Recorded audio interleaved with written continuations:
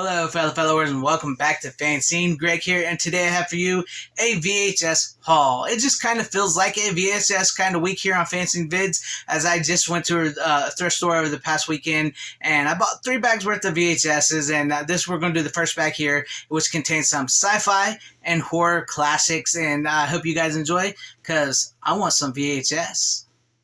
I want my I want my, I want my VHS. Up first, how about some classic 70s sci-fi starring Charlton Heston in The Mega Man. Look at that, The Mega Man. I love it. It's the original I Am Legend because it's based off the original novel I Am Legend. There it is. And, trying to avoid the glare. There is this. It says, "Welcome to the future. Biological warfare has decimated humankind. Los Angeles is a windswept ghost town where Robert Neville tools his convertible through sunlit streets, foraging for supplies, and makes damn sure he gets undercover before sundown when other survivors emerge." Rosalind Cash co-stars as the caretaker of a small band of healthy children who represent the future of our species. If she and Neville can keep them from the family's grasp, take the Mega Man into your grasp. At the first sensational action film, it also raises chilling questions about where humankind is headed, like the best science fiction always does. And that is true, like it always does. The best science fiction always does that. I love this old school Charlton Heston, the Mega Man, Warner Brothers. It's awesome. I love it. I had to pick it up, and it's not often I've seen something like this. I had to grab it. VHS, man. Now let's get into an 80s sci-fi classic with James Cameron's The Abyss. Will we ever see The Abyss on Blu-ray or 4K in a new scan? Who knows with James Cameron. He's James Cameron. He's too busy on the Avatar movies. But you know what? I saw the original. This is the original VHS release of The Abyss. I had to pick it up from Fox Video. I love the little, there's the front and here's the back. And then we got the VHS tape.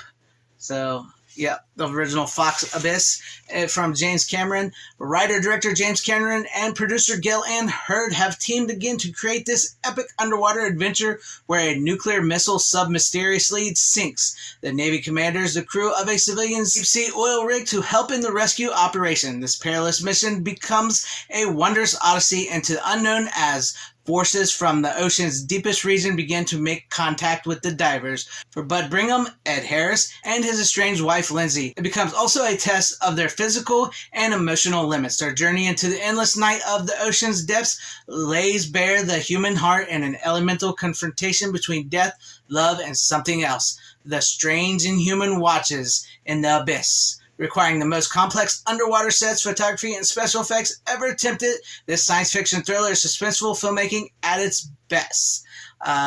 Better underwater elements in this than there is in that new Avatar trailer. I'm not a fan of the Avatar movies, but this I am a fan of The Abyss, and I just was happy to find the original VHS, and it was pretty cool. Hopefully we'll get it on that 4K that supposedly James Cameron said he did, which was a while back, so who even knows what it looks like, and you never know with James Cameron, just like a Terminator 2. But anyways, The Abyss. This one I'm about to show you is a 90s sci-fi film, and one that still basically scares the crap out of me today because the alien scene in it just was really, truly creepy, and I don't know what it was. It's very much like the scene in Nightmare on Elm Street Part 3, Dream Warriors, where Freddy does a marionette thing to the kid. The alien scene in this, I still close my eyes on, and that would be Fire in the Sky, based on the true story of an alien abduction. This movie just was released on Blu-ray not too long ago by was it Shout Select or just plain Shout Factory? I don't know. But I know it was just released on the new Blu-ray. And yeah, the alien scene when they abduct him and experiment on him, that just, I really can't watch that. It's the alien stuff really scares me when it's true, like they're based on or inspired by a true story like this. And this says 6 men saw it. 1 man became a prisoner inside it, but who would believe them? In 1975, logger Travis Walton and his co-workers discovered a hovering UFO. Walton's pals fled, but Walton was not so fortunate. Whisked aboard the strange aircraft, he was subjected to a painful, unearthly medical study. That's the scene that scares the crap out of me, guys. It legitimately still scares the crap out of me. Fire in the Sky is the amazing tale of that ordeal and of the contempt and ridicule endured by the co-workers as they tried to explain Walton's mysterious disappearance. He was found 5 days later, bloodied and bruised. James Gardner plays an investigator who suspects the story may be a murder cover-up, and Robert Patrick, Craig Sheffer, Peter Berg, Bradley Gregg, and Henry Thomas join Sweeney, that's D.B. Sweeney, who plays Travis Walton, in the roles of the men staggered by an event that would have thought impossible if it hadn't happened to them in an encounter with the UFO. And this, I do believe, is the original 90s release of Fire in the Sky. I'm telling you guys, it really does scare the crap out of me. And something pretty funny here recently I found out with some of these that I bought. It didn't have a sticker on this, but it's from the same place. Some of these movies actually come from an old video store I used to rent from as a kid. I just can't believe it. The sticker's not on here. The name it just escaped me. Hopefully, I'll see it on one of the next one I do, and I'll let you know the name of the video store. But yeah, I couldn't believe it when I was looking through them, which is weird because I bought these at a thrift store and far away from the place that I used to rent movies from. And it's weird how the VHS can travel back to you. It's just like this really weird nostalgia thing. It wasn't like a Blockbuster or Hollywood Video. It was like a smaller, like sort of mom and pop video store. And it's one of the video stores I remember getting Crystal Pepsi for the very first time. So it's really neat to have some of these VHS tapes from that old video store I used to rent. And I'm pretty sure the sticker's on the next one because it looks like the sticker was torn off there. Is why I can't remember the name. I don't know why I can't remember the name at the moment, but I'll tell you in a minute. But yeah, Fire in the Sky, this creeps me out. Some great 90s sci-fi there. Very underrated. Now we're going to move into some horror stuff. I know you've been looking for the horror stuff. I like the horror stuff. These are basically sci-fi horror as well. But this next one is sort of a horror with some sci-fi because, they used to send, classic slasher villains and whatnot into space. And this is sort of one of those. And that would be Hellraiser Bloodlines. And I'm going to be honest with you guys, I don't think I've seen any Hellraiser movie past part 3. I think I've seen the first 3 Hellraiser movies, and I've never seen anything past that. And I know this is Doug Bradley's last film as Pinhead, and I do believe this is one where they sort of go into space because there's like past, present, future.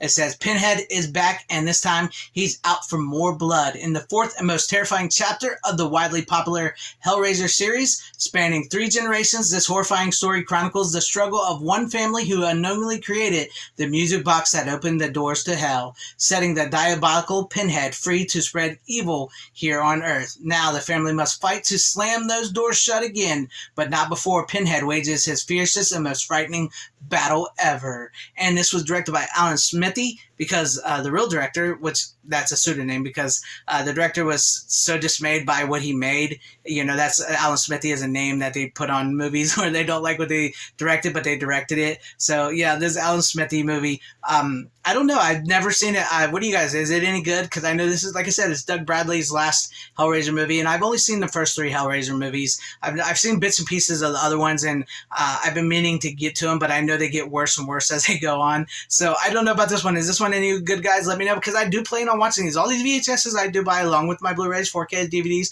I do watch them. So whenever I have time and I can find time to watch them, I will watch them. And so, yeah, let me know what you guys think about this one. Is it worth a watch? But I'm just glad to have it because I don't really find too many rare, like, horror 90s VHS like this. Oh, yeah, and like I was talking earlier, the video store was called Picture Show Video. Picture Show Video. There you go. It was an old video store. Crystal Pepsi, I remember getting there, big bags of popcorn and renting the movies. And it's so weird to see that this tape here, which I probably saw on their shelves and was didn't want to rent it, I own now from that video store, which is really, really weird because it's just I love that. I just love that feeling that I found videos from an old video store I used to rent from the 90s that's really far away from me, where I live now, and where the thrift store I went to where I found these. It just I love it. I love the VHS connection. And Hellraiser Bloodline. Let me know what you guys think because I haven't seen it yet and I do plan on watching this. Do not attempt to adjust the picture. We are controlling transmission. Welcome to the Outer Limits. This is awesome. It's still actually wrapped up. It's unopened, so I can't pull the tape out. And to be honest with you guys, I plan on opening this because I do plan on watching it. Some classic old school 60s sci-fi TV. And this contains 2 episodes. The first episode is called Nightmare. Young Martin Sheen portrays Private Arthur D. Dix, that's what it is, part of the multinational force captured as prisoners of war on the planet Ebon. Using torture, psychological terror, and drugs, the Bonites turn their captives against each other as the crew confronts the possibility of a traitor in their midst. They unearth shocking truths about their enemy and the war they have been fighting. Regarded as one of the best written Outer Limits episodes, original air date December 2nd, 1963, starring Martin Sheen. That one sounds really interesting. I don't think I've actually seen either one of these from the Outer Limits, so I'm looking forward to getting into these when I actually open it. I know some people might get mad that I will open it, but I like watching these. I buy them to watch, so I don't want to just leave them and wrapped up unless it's something I feel like I need to. And I don't think it's going to be like the Back to the Future wrapped so an unopened movie that sold for like $3,000. I don't think it will be. So, but I mean, if I ever run across something like that, I will probably leave that wrapped open, maybe sell it. But for these, mostly I'll probably open it because I don't think this is going to be worth $3,000. But the second episode is called Demon with a Glass Hand. Robert Culp stars as Trent, a man who has traveled back in time from 1,000 years in the future. Trent's glass hand is a computer containing all that is knowledgeable. His main weapon is battling the Kaiben, who have pursued him in the past. Sorry, don't mean to stutter. The battle for the glass hand will determine the fate of humanity far into the future and burden Trent with an extraordinary task. Filmed in the same dazzling building as Blade Runner. That's pretty cool. Original air date October 17th, 1964, starring Robert Culp. That's pretty cool. I'm going to check these out. What do you guys think? Outer Limits. These next two VHS tapes, I'm going to show you one at a time. I'm really glad to have found them. I just love these, and I've been meaning to pick up the whole box set of the DVD set of these here recently, but I got some Tales from the Crypt, baby. Definitely Tales from the Crypt VHS tapes. These are my favorite find I found so far. I love these. This is the Robert Zemeckis collection. As you see, Forrest Gump, Oscar.